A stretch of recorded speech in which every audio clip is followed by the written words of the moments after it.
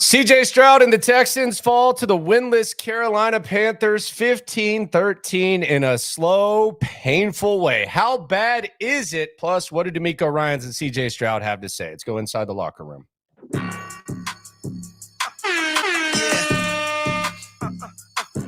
Yeah, it's the locker room on YouTube. You know what it is. Let's get it. Hey, locker room. Yeah, we in the locker room. Texas talk. Yeah, you know what we. We'll hear from DeMeco and CJ Stroud shortly, but the Houston Texans, they fall to the Carolina Panthers 15-13. Painful loss, to say the very least. How bad is it? Who are you mad at? Who is to blame? Get the comments in. We'll get to those. It is a post-game show. We do this after every game, win or lose.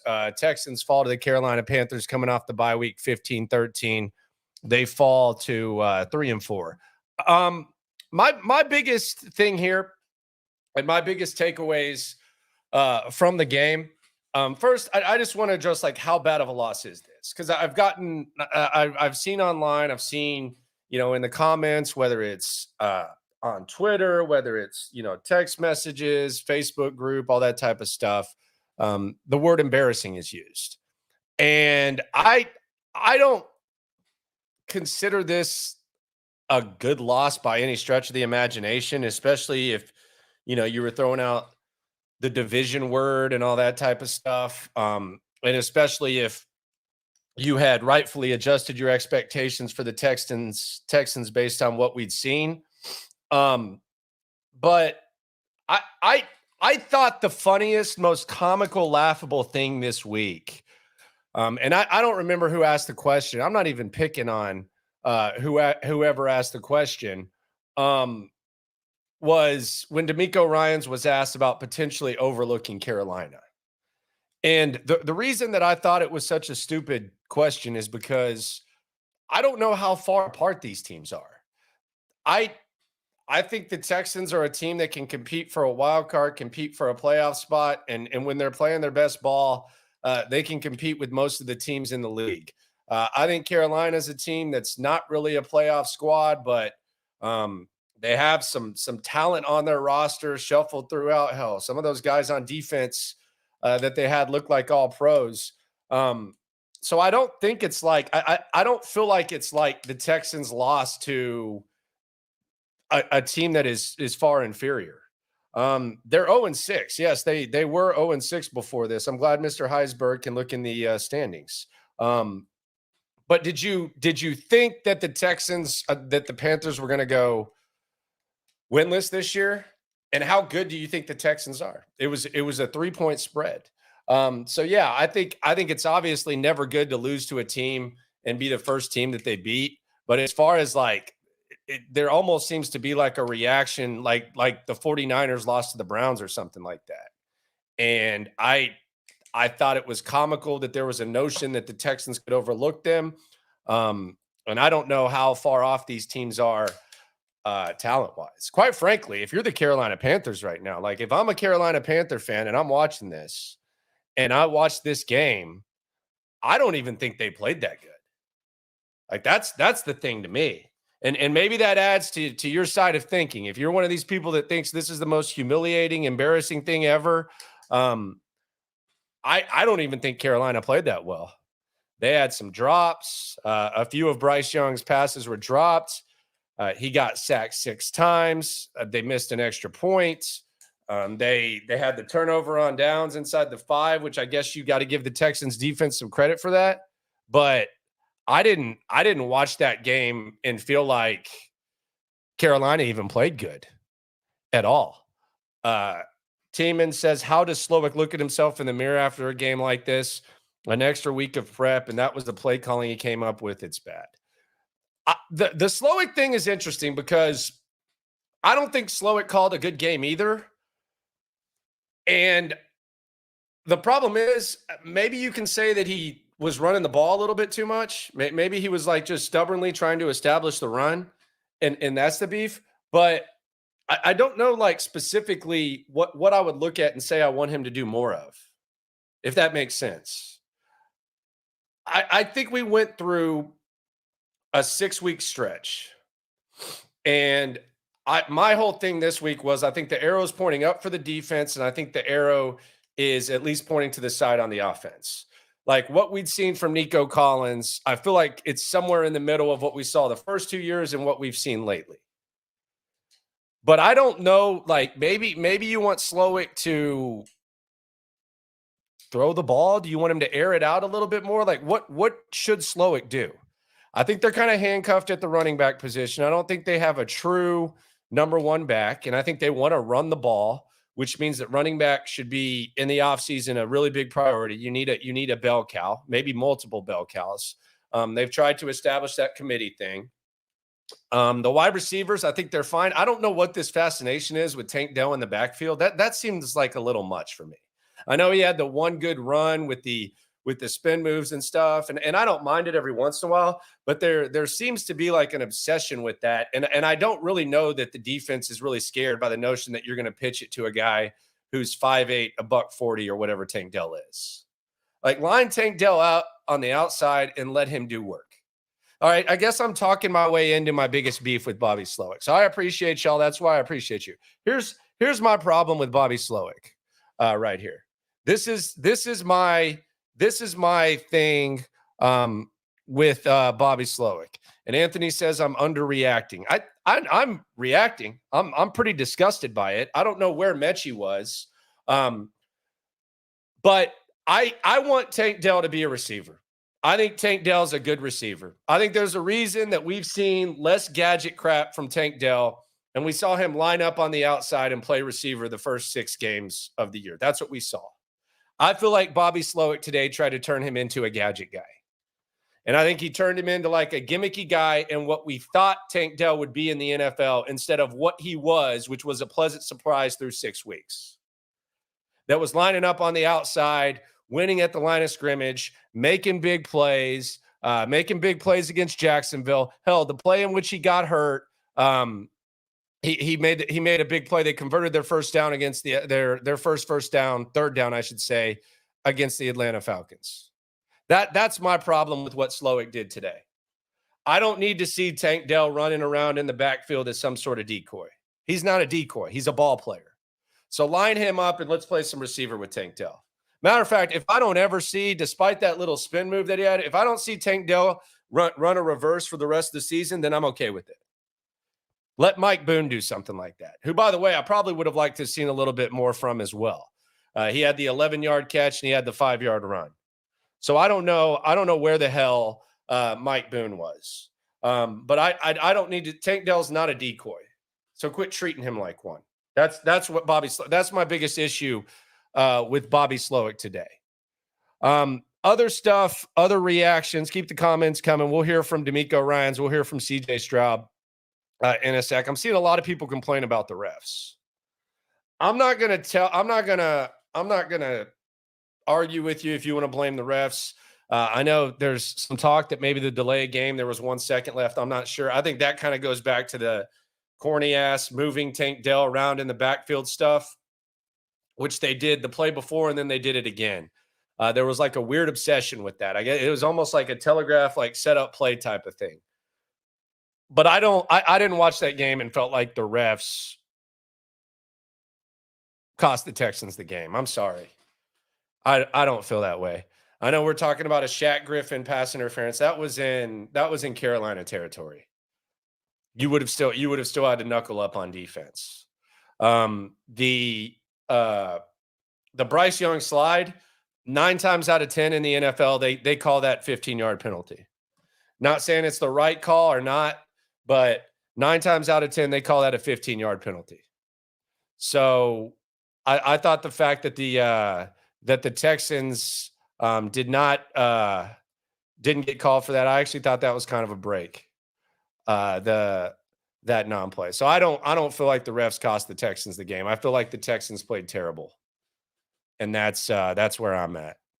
However y'all want to feel about it, fine. I'm not going to tell you how to feel about it, but I didn't feel like the refs cost them the game at all. I think the Texans had opportunities and they failed to capitalize. And I think they were carried by the defense and the special teams early on. Offense had opportunities to put the game away, and they failed miserably. T again, 2nd and 21, halfback draw, 3rd and 21, tight end screen for negative yardage. That was my issue today. Far too conservative. Yeah, it was conservative. I mean, they wanted the defense to keep bailing them out. The defense did not bail them out. Did Bryce Young look like he's in a worse situation than CJ Stroud today? I would say yes. I would say yes. I don't know if you're trying to dunk on me or not, but I would say yes. He got sacked 6 times. They had multiple drops. Carolina did. It kind of felt like Bryce Young, like in this game. I don't know what y'all think. I didn't think there was like some sort of masterclass put together by Carolina. It felt like Bryce was just making plays by himself. Now, as far as talent, like on defense and all that type of stuff, that's debatable. But yeah, I thought Bryce Young, was phenomenal today. I thought he was really good. He got out. CJ Stroud got outplayed today by Bryce Young. That doesn't mean anything. I was a Bryce guy before the draft. Hey, I'll ride and die with CJ. But Bryce was better than CJ today. Maybe open it up for CJ. Who knows? Maybe Robert Woods is that big of a deal. But yeah, I thought Bryce was good, and I thought Carolina was flawed. So no on the refs. Bobby Slowick's worst game. That seems to be a popular topic. I would say it's between this and Indianapolis. Although Indianapolis, there was a little bit of mop-up duty to react to it. We'll hear from CJ in a sec. He's speaking. We'll also hear from DeMeco Ryans as well. Let's go through how this one went, the highlights, the big plays of the game here in the locker room on YouTube. Here on Sports Radio 610. Bobby Slowick getting a lot of heat. Let's start with the first 2 series of the game. The first 2 series of the game, the Texans had 2 out of 3 phases come through, and they kind of flipped the script and they flipped the field position. The Texans were unable to do a damn thing on their first drive. The offense, CJ had pass batted down. CJ had a lot of passes batted down. There's a lot of talk about Bryce Young's size and all that. Like if that had happened to Bryce Young, I feel like I would have had 796 comments on here saying, see, he's too short. He can't play in the NFL. But CJ had a lot of passes batted down. On 3rd and 2, he had one batted down. But then Cam Johnston, you want to talk about someone that the Texans missed early on. You don't talk much about a punter till you have to live without it. He boomed the punt. You then had the Texans dial up perfect blitz on first down right off the top. Bryce Young sacked, and the field position was completely flipped. And then the offense, after another Carolina punt, the offense put together perhaps, I would say, the best drive of the year. And at this point, I think most of us figured there was no chance in hell. There was no way that we were going to be talking about Bobby Slowick having a bad game, because it was an absolute clinic that the Texans put on to take that 7-0 lead. It was a 9:20 drive, 17 plays. You had Nico Collins with the slant to move the chains. Then you had CJ kind of miss Nico on a deep shot. If he would have hit him in stride, probably would have been a touchdown. And that was the first time that we saw the Tank Dell backfield stuff that Bobby Slowick, I think, probably types into Pornhub during his searches. Then you had Dameon Pierce for a short run, and then Boone. The throw to Boone where he turns upfield and moves the chains and extends the drive. And you wondered, like, are we going to see a little bit more Boone? He did his thing. Then you had the Tank Dell reverse, press that circle button on the PlayStation. He moved the chain, so you get a contribution from him, Boone, and Nico. Then Singletary for 7 yards. Nico on the sidelines with the toe tap. That extended it. Boone for 5 more. Never saw him get a carry after that. That's weird. So Mike Boone on the drive of the year, what I'm calling the drive of the year, Mike Boone has an 11-yard catch and a 5-yard run, and we don't see his ass touch the ball again. That's pathetic. Okay? Like when you kind of like when you first start like a post-game show, like you try to get like all the information. That's why Reaction Monday is the best because you get to sleep on it. But we're talking about the drive of the year. And Mike Boone has an 11-yard catch that was a hell of a play, by the way. A hard 5-yard run, and then he doesn't touch the damn ball again. Matter of fact, I think Tank Dell had more carries than him after that. So I don't know what the hell that was. Then you had Noah Brown. Nice little grab. To move the chains. Another failed Tank Dell sweep that Bobby Slowick loves. And then on 3rd and 10, you had the huge play to Noah Brown inside the 10. And that was capped off with a near touchdown by Dameon Pierce and then a touchdown by Andrew Beck. So that was the drive of the year right there. You had 11-minute time of possession after the first quarter in large part because of this drive, which continued into the second quarter. You cap that off, and you have a 7-0 lead, and you're dominating in all 3 phases.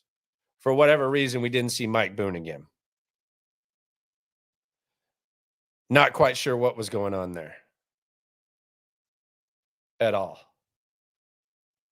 Then you had Carolina. They attempted to respond. They fall short. They get inside the 5-yard line. I'm sure they're fans. I don't know any Carolina Panther fans. I think they exist. Carolina had the failed flea flicker. Jimmy Ward did a nice job recognizing it. Bryce Young moves the chains. Then you had a play by Bryce Young that, my God, I don't know how the hell he made that happen. Jalen Petrie on the blitz, which DeMeco is doing a good job being creative with the blitzes. I thought Denzel Perriman did a good job blitzing as well as Jalen Petrie. But Bryce Young just spins off of him and throws that little 31-yard dime down to Adam Thielen, I think it was. But then they get inside the 5 and they decide that they want to give the ball to Chuba Hubbard 3 times. He falls short, and then they try to throw it, turnover on down. So the Texans defense holds up pretty nicely, and the Texans are able to keep their 7-0 lead, and it looks good at that point. 7-0. We had the turnover on downs. However, the Texans unable to capitalize there. You had the sack by Burns. I don't know how he was unblocked. I don't know how that works. But he just kind of found his way there. And then Bryce Young started cooking after that, after the Texans punt. Dropped couple consecutive dimes. You had Will Anderson's sack taken away, which I know Will Anderson, he told us this offseason he really wanted to get. Then 3 more nice plays by Bryce Young. They get inside the 10. I actually want to give DeMeco credit. I don't want to let it go unnoticed. I thought DeMeco made a good decision to start using the timeouts early on in this drive to save, to perhaps give Bobby Slowick an opportunity to go steal some points, which he's actually done a decent job at this year at the end of the second quarter. However, the Texans unable to do that. They actually go 3 and out, and Carolina kind of flips the script, and they get aggressive and use their timeouts. But then you have this, and I thought this was an under-the-radar thing that we would have looked back to had the Texans won. Cam Johnston punts the ball from his own damn end zone, 74 yards to where they're inside their own 20. So Carolina uses all their timeouts, And Cam Johnston, because he's Cam Johnston, like a normal punter, that weasel that we had punting early on in the season, probably gives them the ball near midfield. However, Cam Johnston punts it deep, and Carolina has no chance to respond until the second half, when they cap off their second half drive with a 46-yard field goal to make it 9-7. Andrew Beck, then after the touchdown, costly fumble. You're getting a chance to respond to them taking a 2-point lead. Andrew Beck fumbles. I don't know about y'all, but at this point, I kind of felt like if Carolina scores a touchdown here and they take a 2-possession lead, I don't know that the Texans can really do much about it. It didn't feel like that type of game. It was kind of similar to the Atlanta game, same result. As we know, field goal as time expires. But I felt like as soon as Beck fumbled, I felt like, man, you got to keep him out of the end zone. You got to keep him out of the end zone. And the Texans ended up keeping him out of the end zone. The defense steps up once again. And that was kind of the theme. The defense did all they could do until you asked them to do too damn much. And Carolina settles for a field goal to make it 12-7. They held up inside the 5, and then they held up there. Texans then respond. And this was a pretty decent drive by Bobby Slowick. The Texans respond to take the lead. This one was interesting. You had the Stroud rollout all the way across the field that moved the chains on third down. Dalton Schultz, God, he makes me nervous when he runs with the football. He does not look fast at all. Looked like he could have had the first down. He went backwards, ended up lunging forward for the first. Then you had a 22-yard gain, wiped away by Shaq Mason, ineligible man downfield. I think that's the second or third time that he's done that. Dameon Pierce running hard, knowing his role in the committee. He 16 yards to move the chains. Then you had the Brown tip catch where Noah Brown goes out of bounds, ends up catching the ball on the tip. Singletary, big run for 9 yards. Then Nico Collins moves the chains. Then back to Singletary for 2. Beck short, Pierce short, but then the QB sneak. Which it's nice to have in the bag. I love me a good QB sneak. I know it's like not the most exciting play, but love me a good QB sneak. CJ scores that 2-point conversion attempt. Would have been big. No moss. And the Texans go up 13-12 instead of 15-12.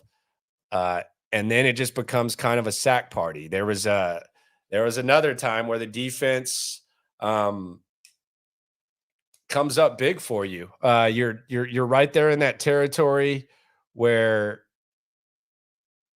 you maybe hope that you can get the offense and out there and kill time. However, after a sack on first down and a sack on third down, you had Denzel Perriman and Collins with the first down sack. Perriman gets hurt on second down, and then Collins gets a sack.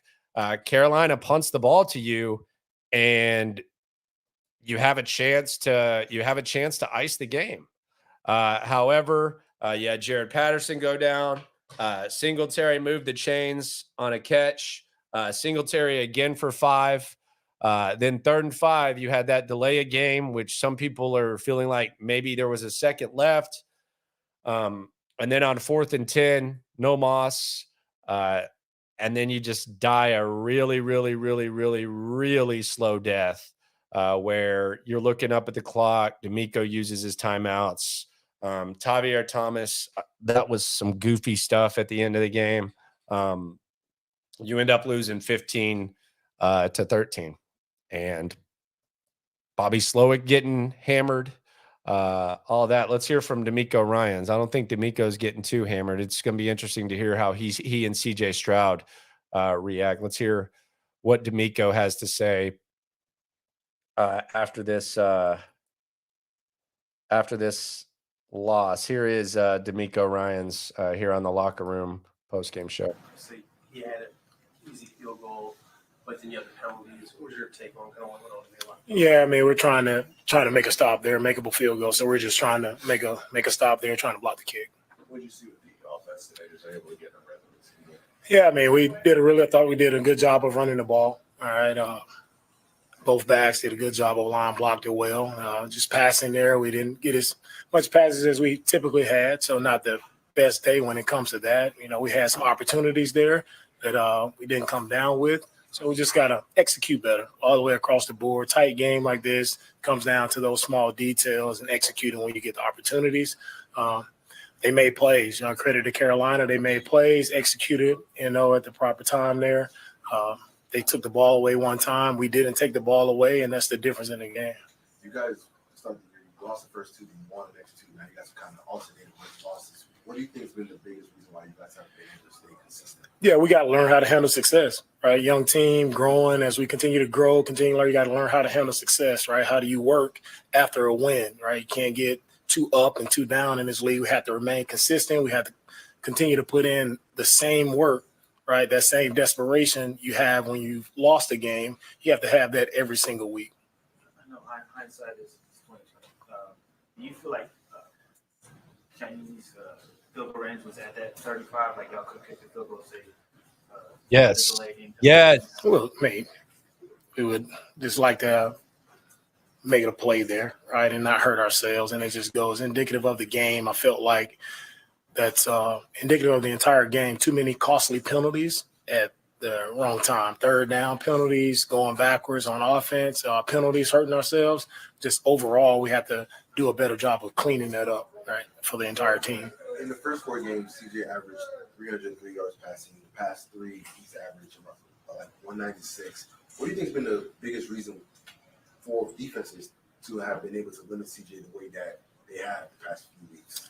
I think with any quarterback, especially young quarterbacks, as defenses continue to game plan and get more film on them, you see, what guys do well, and you switch your game plan accordingly to, put the quarterback in difficult spots. So just have to keep growing, keep learning, right? And we're going to see a lot of different things, and CJ will do well with it. He'll handle it well. He'll bounce back. I know he'll come ready to work next week, prepared and ready to attack the next opponent. To follow up on that, what can you guys do as a staff to help, mitigate kind of the slight regression that he's kind of had? What can you guys do as a staff? Yeah, I think I'm not going to say it's one game, right? One game and everybody has a game. So, you keep working. You don't throw everything out, and be like, you keep working and you keep trusting in the process, trusting what you're doing, right? Trusting the scheme we're doing, and you keep working at it. On the plus side, the defense, 9 sacks coming into the game, 6 today. What worked for them? Our guys got pressure up front. Front four, they were able to get pressure. Still, we just got to be better all the way across the board. When we needed it in crunch time, we still got to be better. Did you expect more sense of urgency from the team coming out of the bye week? I felt like our guys were prepared. They were ready to go. It's just a matter of executing in the moment. I know you paid a lot more attention to defense in the game, but do you feel like Carolina did anything to prevent deep shots from happening? That's their scheme, right? That's their scheme that they run. They're going to try to eliminate the deep shots, and we knew that going in. You have to take what you can get and just continue to press forward. People take a few more in, but Jonathan Grenard, Malik Collins, your thoughts on those guys? Yeah, guys did. Anytime two guys come out with 2 sacks, right? I think it was a good game by JG and Malik. We'll continue to watch it, right? But they made, plays for us in critical moments, big-time sacks there. DeMeco, without the benefit of you going back and watching the film, there seems to be a dichotomy in some of the success on your pass plays in the first half as opposed to going back in the second half. Was there some change in play calling that was something that they forced y'all to do? Yeah, we'll take a look at the film and see, where we can be better in the second half. Update on Jared Patterson. We're evaluating Jared. Hopefully he's okay, but haven't gotten an update just yet.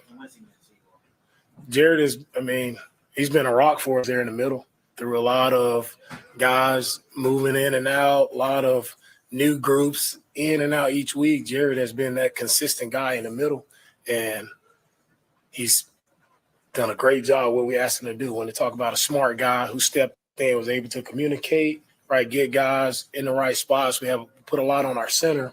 So for him to step in and didn't play much of that throughout the training camp, but for him to step in and just the communication aspect of it, you forget that he's a rookie because he's settled in and he's done some really good things for us. So hoping the best for him. What type of learning lesson is this for your young team?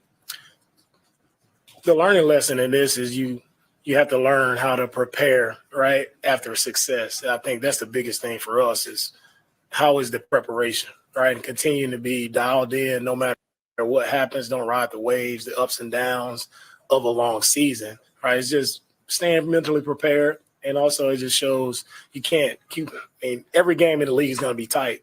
So when you have penalties, you have errors that hurt yourself, you're playing against your own self. So it's hard when you put yourself in a hole. You have to find a way to mitigate those penalties, those negative plays, and help ourselves. And when we continue to do that, we'll play good ball and we'll win games. Did their offense seem much different with the different play calls? Same offense, same structure of the offense. Every loss is tough, but it feels like you're on that point where you can get things rolling. Is it just that much more tough today to take that pill? Yeah, they're always tough, right? Losses are always tough.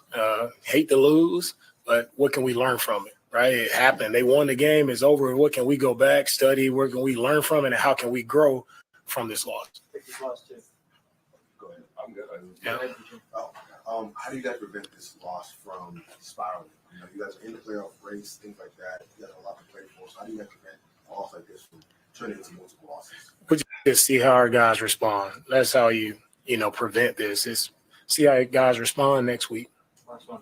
I'm curious your thoughts on what you may say to CJ in this moment as he tries to learn from. Yeah, I know CJ will do a great job of learning from what happened today. And it's not just CJ, it's everybody, right? CJ is not the only guy on the field. It's everybody around him, offense, defense, special teams. It's a team game, right? And CJ has been doing a great job for us all year. Did a great job for us today. But we have to play together as a team around our quarterback, and that's how we win games. Thanks, Jeff. All right, there you go. That's DeMeco Ryans here. I'm seeing some comments. Appreciate you for coming through. It is the Locker Room post-game show. We'll hear from CJ Stroud very shortly. I'm very intrigued to see how he handles this one. I know he probably takes it pretty hard, but I always think it's important, even more so than the coach, to hear from the face of the franchise after losses. So we'll hear from CJ Stroud in a second. A couple things I'm seeing on the comments and get them in. We'll get to the ones that are nice. I don't understand the notion that this is the same old Texans. What do you mean the same old Texans? When I see this, have you watched the last 3 years? This is not the same old Texans. You have some young guys that you feel good about. You're in a better situation than you figured you would be in. You still shouldn't lose games like this. There's a lot of reasons to be frustrated, but I don't know how this is the same old Texans. I didn't feel like this was the same at all. That doesn't – I don't feel that. The defense was the reason they were in this game. Offense, thanks for nothing. Put together 2 good drives. And quite frankly, on the first drive, arguably the best one of the year, the 9-minute drive, Mike Boone was a big part of that. We didn't see him again. They got to figure out something in the offseason. I think they need – I think it's time for this organization to start taking the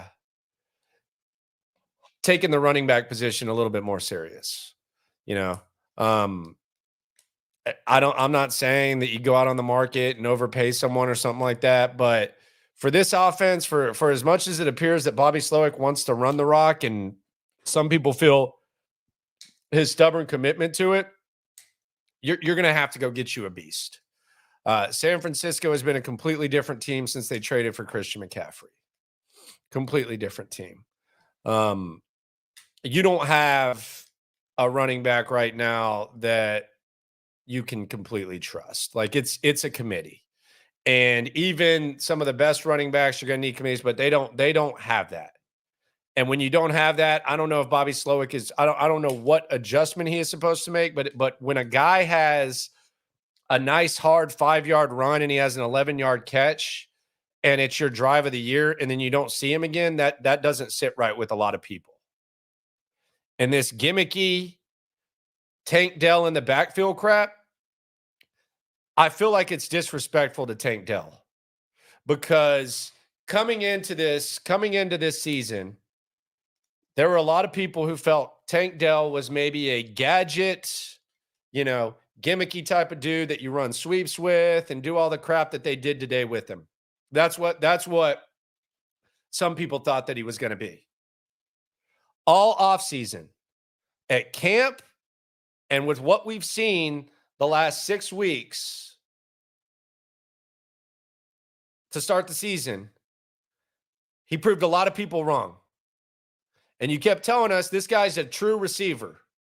This guy can line up on the outside and make plays, and we saw it. So why is it that after you go a week without Tank Dell and you have to make do without him, and then you lose one of your most important receivers, why is it that when you have an opportunity to let this guy that has proven himself to be a good receiver, why is it that you turn him into the gimmicky BS that people thought he was going to be when he came into the league? To where he's running sweeps. If you're going to run those sweeps, run them with Mike Boone. He's actually a running back. He's not 5'8", $160. Okay? There's a lot like that. Mike Boone kind of showed you that he can make some plays. So if you want to find someone to run this gimmicky crap with, do it with Mike Boone. You don't have Robert Woods out there. He's led your team in targets the first 6 games of the season. All right, he's second in receptions and second in yards. You kind of need to fill that void. You got a guy who's been arguably your best pure, true receiver, not gimmicky, best true, pure receiver. And you're turning him into the gimmicky guy that people thought he was going to be. That's stupid, Bobby. That's stupid. That's idiotic. That's overthinking, and that's stupid, and it's actually counterproductive. This is how you talk your way into actually seeing the big picture, right? You have the initial reaction, then you gather all the information, the data, and then you have this. And then we have Reaction Monday tomorrow, and it comes through. That was idiotic by Bobby Slowick. I said at the start of this, and I actually owe you guys a lot of credit for this because you are kind of showing me the light. And that's why I appreciate you for coming in. But sometimes it's easy to say, well, this guy didn't call a good game.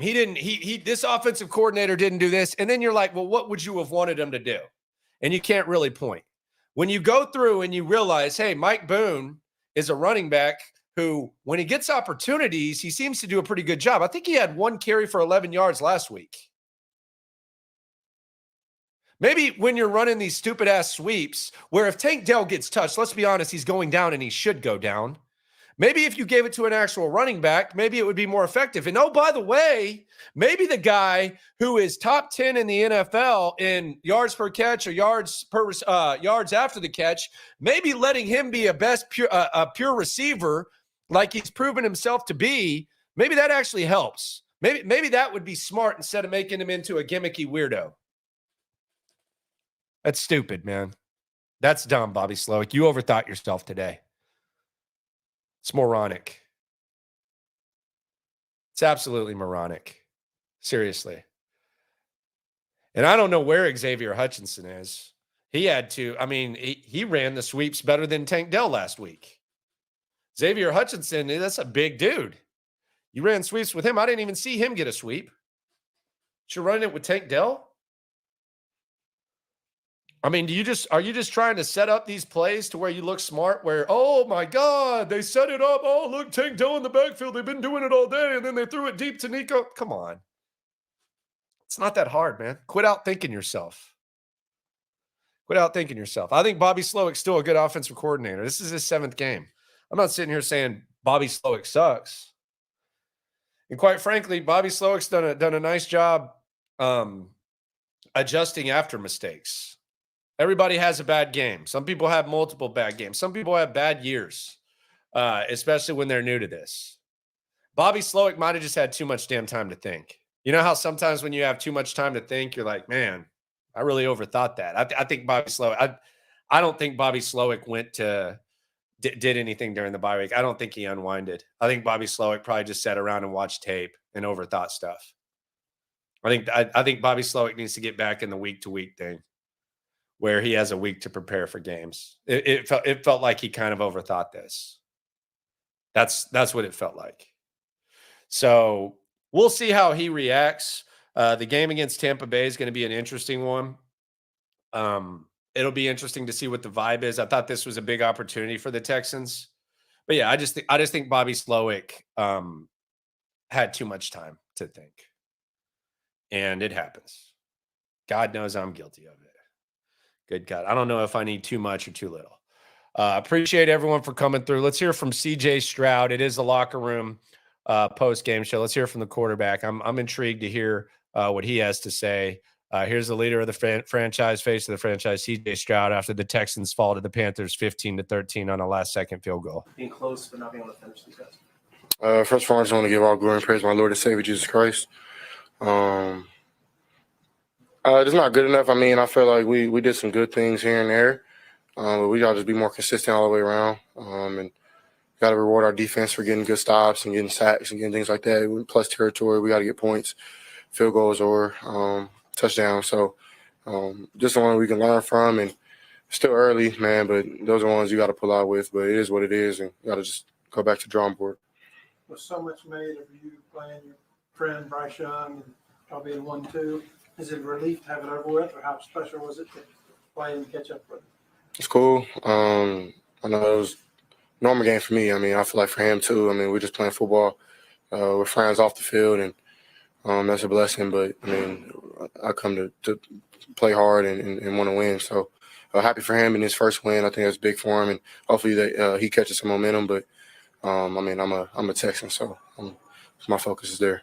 What did you do defensively to maybe make it more difficult to get deeper and to get more? They didn't really do much other than just kind of taking away the short stuff and not rushing and jumping down, knocking balls down. And we got to be better in taking advantage of that and try to push the ball down the field some more. But, I mean, it is what it is.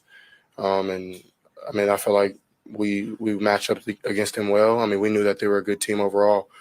But for us, I mean, I don't really think that they did anything that stopped us. We kind of stopped ourselves. But, I mean, they made plays when we didn't. So, I mean, more power to them. Respect to those guys. With a young team, with such a young team that has so many impactful players at positions, how do you all get over a loss like this?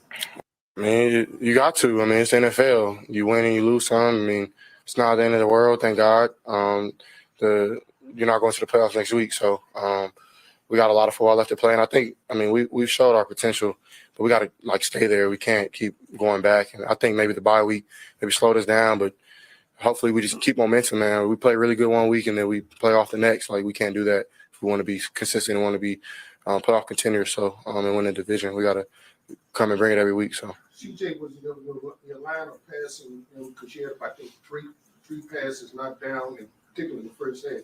Did that sort of affect your line of sight of your delivery side line? No, it didn't. They just made plays. I fly out through the ball well, and they made some plays. And they were sitting there trying to knock down the short stuff, and but no, it didn't mess me up much. What do you feel like happened on the 35? I mean, I could have swore I seen it set go down to 2. At 1, I snapped it, and they called it. So, I mean, I'm a player. I can't go back and try to combat that. I mean, that's a play. That's a penalty that right when it happens. So, I mean, we got to get better getting in and out the huddle. I got to spit the plays out better and snap the ball. But, I mean, the motion was so long, and it's tough to have that type of motion and such a long drive just because guys are tired and stuff. So I got to send them quicker and be better there. But I thought I got it off. But, I mean, it is what it is. The locker room surprisingly upbeat right now after a tough loss. And they're saying it's because they know that a lot of football left. You're better than what you showed today. You just talk about like the mentality of the team despite a tough loss.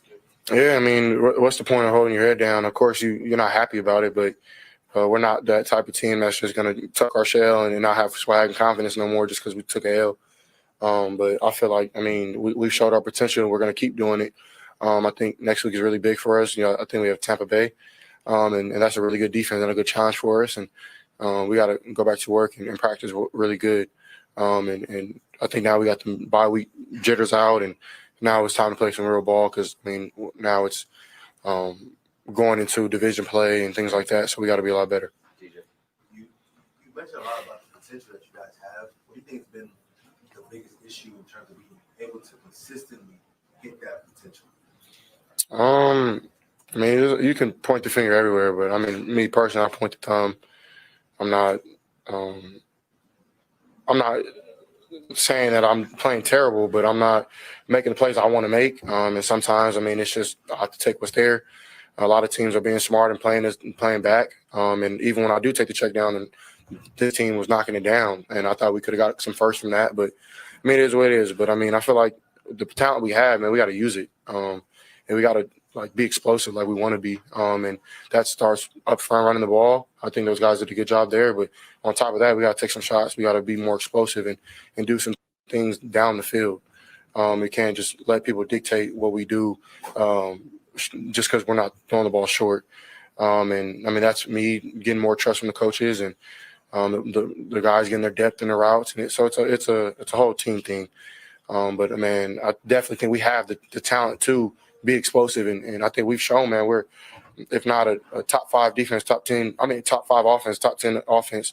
I mean, we've showed it and we can do it. We just got to go out there and call it and run it and execute. So, I mean, I feel like that's why we haven't been consistent. Just too many nickel and taking the ball short and not having enough explosives. And it's hard to play on third down too. So, but I think Bobby's doing a great job calling it, trying to be better with us and getting used to how we like calls and things like that. So, hopefully, I mean, we start being a little more explosive. Last one. Is that something you'll sit down with Bobby this week and talk about? Because they, as an offensive team, they do take your input and they value your input. Yeah, we have some talks here and there. I mean, I'll sit down with those guys. I always do. So, and it's not. I'm not talking about Bobby. I'm not talking about anybody specific. I'm just saying as a whole offense to reward our defense for getting stops. And things like that, we have to be explosive and make plays. You can't live on third down. And I mean, it's unfortunate that we had to take a L today, but we'll learn from this. Thanks, DJ. All right. There you go. And I think that's a really good grasp of what went on. And I don't think we would expect anything different. CJ Stroud, offense has got to reward the defense. I think there's a lot of things they got to figure out. I think Bobby Slowick has shown enough to where there's encouraging things. And then I think, the inevitable struggles. We saw it from CJ. We saw it from Bobby today. But yeah, I think he's absolutely right. They're going to have to figure something out. Maybe letting Tank Dell be more of a receiver. As I've said, I think that would be ideal instead of turning him into a gimmicky guy. Cebu brings up something interesting. Hindsight, but we should have tried for a field goal range instead of first down on our last possession, giving up the ball. Backup one wasn't good enough. And I think you're referring to, if I'm not mistaken, they had the ball at the 41. It was 4th and 14. If you just pick up, I don't know what, I think Fairbairn's range is like 55. If you just pick up 6 yards, you get up to, I don't know, the 35, you're talking 52 yards or something like that. I always, like, one of the most frustrating things for the last few years, I wouldn't kick a 58 yarder, but like trying to get closer to where you're in the 54, 55. I get what you're saying there. One of the frustrating things for me with Culley and with Lovie Smith and even O'Brien at times, and O'Brien got pissed at me when I asked him about this. Sometimes, like, they don't trust Fairbairn to kick from like 50. And most of you people in here, probably know what I'm talking about. Some of you are probably like, well, I don't remember that. But there were times, and O'Brien was real bad at it, where they would pass up like a 53-yard field goal, and then a week or two later, they would let him attempt one from like 54, 55, and he would make it like high up on the net. I think Fairbairn is worth a crack from anywhere from like 54 to 55. So yeah, if you're sitting there at the 41 and it's 4th and 14 and you're not moving the rock, I mean, maybe a little dump down pass to where, you're getting 6 yards and you're turning that into a 52 yarder. I I do agree with that. And then you're making it a 4-point game to where, you don't have to die that slow death of them just having to go down and get a field goal. And really that's been the difference. Like if we look at these NFC South games that the Texans have played, and they easily could have won all of them, but they easily could have lost all of them. The Atlanta game, Atlanta just needed a field goal to win, and they ended up winning. The Carolina game today, obviously, they needed a field goal. They ended up winning. Saints needed a touchdown, and it's a lot easier to keep them out of the end zone. So, yeah, I don't agree that you might as well try a 58-yarder. That's I mean, I don't think that's like the ideal way to look at it. Try to get closer to it, but again, I don't know. I don't know I don't know what they think Fairbairn's range is. Force Bryce to win the game and trust our defense to stop them on 4th down. Sure. I don't know. I didn't feel like I mean, I think you're kind of talking about Bryce Young like he's like Desmond Ritter or something like that. I thought I don't know about y'all. I thought that dude looked pretty effing good today. I thought he looked like a straight up baller. He actually had some passes dropped. He was running for his life. I felt like Carolina was bailed out by just raw talent of Bryce Young. Some of the plays that he made, I don't think those were designed. I think that a lot of that was just him doing what a lot of people thought he could do. As far as the tempo, I didn't have a desire for tempo today with the Texans. Maybe it's easier to get in a rhythm. I just thought that they didn't perform at a very high level. So I didn't really feel like tempo was a thing. 24 pass attempts against a bad pass defense is hilarious. That's Remy B. Appreciate you for coming through. I think that could be a beef. Like maybe there was too much of an obsession to try to establish the run. I could see that being something that there's beef. I don't really know what to think, but the Fairbairn field goal, I think that's fair. Get in range, make it a 4-point game instead of 1. Let's put it this way. I mean, if it's the end of the game and Fairbairn is taking a shot from 58, I don't know that you're like eating the W before, but I think you feel good about it. Will Anderson had a sack taken away, first one that he'd gotten from Bryce Young. This has become kind of a talking point. I think a lot of people are foaming at the mouth because of the trade to kind of question the Will Anderson situation. I think he's been fine. I guess, the advanced stats are very friendly to him. I'm not there yet, but I don't want to make this like clowny 2.0 because I don't think it's like the same thing. But I mean, 1 sack through 7 games, that's rough for me. I got to see a little bit more than that. I'm not going to get in like the panic. I think Will Anderson's a good player. I think he's actually a really good player. He made some really big plays against the run. He always seems to be there. Obviously, I'll watch every snap that Will Anderson plays. But 1 sack,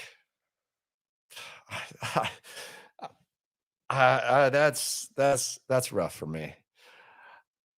We have to make a move. Texas Mike says, I don't know if they have to. Like, what do you want? I like Chase Young, but do they need more on defense? You got Grenard doing his thing right now? Do you rotation? Are you on the Jerry Jeudy bandwagon? Like, what do you think they need? Is there a running back? Like, I mean, is there a running back that maybe they could trade for? I don't know. Titans won today. Will Levis threw 3 touchdowns to Hopkins, so they're feeling pretty good about themselves. Maybe they've kind of changed their whole mindset to where they don't want to trade everyone. I don't think Will Anderson is a problem. I don't care about being doubled. I think I don't give a rat's ass about that. Like 1 sack's 1 sack. Like if I would imagine that the elite guys get doubled a large portion of the time. Like I don't see the list. Where's Max Crosby on that list? Like, I'm sure there's a lot of guys that are getting doubled. I think Will Anderson's fine, but I need more than one sack. That's just where I'm at. People really mad at Bobby Slowick. I'll be damned. We'll see how he responds against Tampa Bay. Going to be fun to be out there. Player of the game, Jonathan Grenard. Let's give him his flowers. 2.5 sacks for Grenard. He's out there doing his thing. He's got the ankle socks on too. Got to respect that. So I got to give Jonathan Grenard his flowers. Malik Collins also had a good game. I thought Denzel Perriman was really good coming back. We'll see how hurt he is. I think he kind of hit his head or his knee after he got that sack. Did a good job kind of mixing those guys up. I would say a disappointment that kind of goes under the radar. And maybe this is my fault more so than his. I love what I've seen from Cashman this year. And I like what I've seen with Perriman. And I like what I've seen from To'o. I still don't think they have like a elite top end linebacker. But I'll be honest, and y'all tell me if I'm wrong here. I expected a little bit more from Christian Harris at this point. I thought of all the guys, and I know he's only in his 5th year playing linebacker, and he didn't even play linebacker in high school before Nick Saban made him a 4-year starter. I thought for sure that Christian Harris was just going to be that dude. Now, I heard like the Fred Warner and stuff. I thought that was a little bit dramatic, but I did not think that there was any chance in hell that Christian Harris would be just a rotational guy and kind of backing up Henry To'o. I expected Christian Harris to kind of be one of those. I know people hate when you say sideline to sideline playmaker, but I'm a little bit disappointed in that. Megan is right. Hit the like button. Be sure to hit the like button before y'all leave. So we will we'll see how that whole thing goes with all that. Something else that I thought was annoying about the loss was the Oilers talk during. Like, I get that it probably sucks for a lot of people to see the Oilers jerseys, especially with the Titans going out there and winning games in them. Let's move on, man. The Texans are playing. Like, and then I know I don't care like about the Oilers uniforms at this point. Like, at this point, like they should have torn down the Astrodome a long time ago. Like, at this point, it's just in the way. Like, you could do a lot of good stuff with that land, and the least of which is make it easier to get out of NRG. But we just have the Astrodome just kind of hoarding in the parking lot. Move on from the Oilers thing. It's done. Okay. I know it'll be a big talking point when it comes out, but at this point, you're trying to improve to 4-3, and you're worried about the uniforms on there. And I did not like seeing that on the timeline. That was ugly. Someone says that's a hot take. You think the Astrodome looks good out there? Come on, man. Yankee Stadium got torn down. Cowboy Stadium got torn down, and we have the Astrodome just sitting there. It's taking up all kinds of space. You could make a bar scene. You could make more parking. You could make it easier to exit. It's not a hot take. I think most people agree with that. 100%. Do you think we could win the rest of our divisional games? Gomez asks. Could you? Yes. You got one with Indianapolis. They're kind of coming down to earth. You got 2 with the Titans. They're a beatable squad. We'll see how the Will Levis thing works out once, teams kind of get a little bit more tape on him.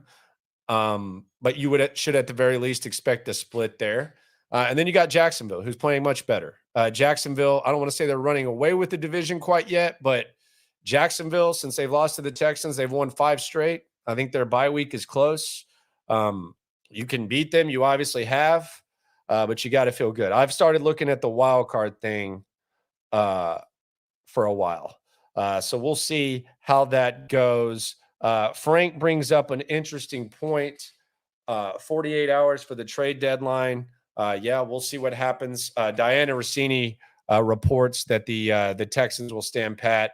I agree with William that the Texans need a star linebacker, and the bar scene just makes too much sense. Like a little place to watch the game when you're not going to the game with the Texans. Let's just be honest. Appreciate everyone for coming through. It was a tough loss. It wasn't a wasn't a fun one, to say the very least. I want to end it on this. Tavier Thomas was goofy at the end of that game. I know he's trying not to lose, man. I just stay back a little bit, man.